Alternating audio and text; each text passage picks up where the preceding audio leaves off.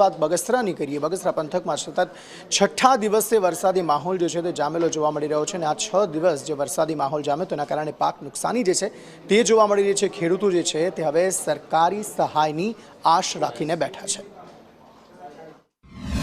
છેલ્લા 6 દિવસથી સતત વરસાદ વરસી રહ્યો છે। મગફળી ઉપાડી નાખેલી છે, કપાસ અત્યારે પાક તૈયાર છે, ડુંગળીનું પણ તમે લોકેશન જોયું છે। ડુંગળીમાં એક ધારો સતત વરસાદને લીધે બાફીઓ પણ આવી ગયો છે, તો ખેડૂતને અત્યારે જે તૈયાર પાક હતો એ કુદરતે સીનવી લીધો છે।